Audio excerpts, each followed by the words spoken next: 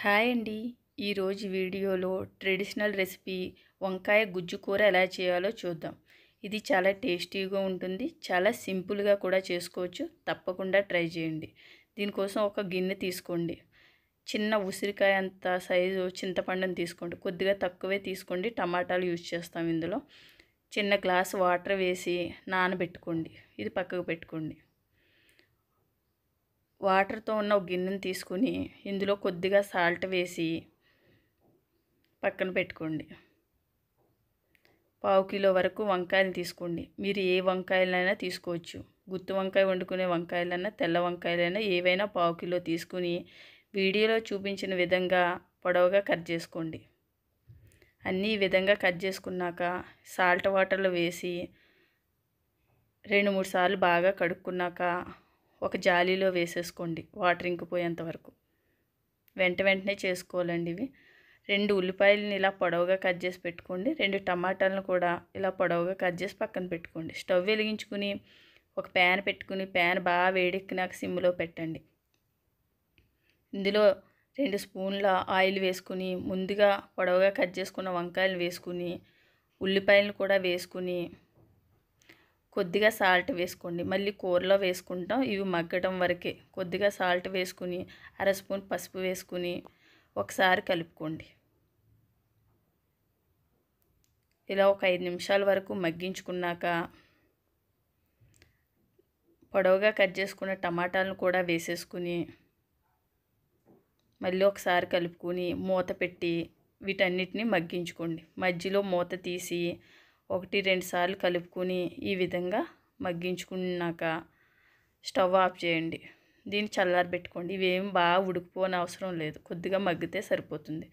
ఇవి చల్లారినాక మిక్సీ గిన్నెలోకి తీసుకుని మూత పెట్టి మిక్సీ వేసుకోండి. ఆన్ చేసి ఆఫ్ చేస్తా ఆపాపు చేసుకుంటే ఇలా బరకగా వస్తుంది. ఒకసారి మిక్సీ వేస్తే పేస్ట్ అయిపోతుంది. పేస్ట్లా చేసుకోవద్దు. ఇది పక్కకు పెట్టుకోండి. స్టవ్ వెలిగించుకుని కళాయి పెట్టుకుని కళాయి వేడెక్కినాక సిమ్లో పెట్టుకోండి.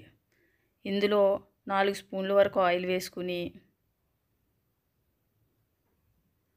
5 వెల్లుల్లిపాయ రేకులు పొట్టు తీసి దంచినవి వేసుకుని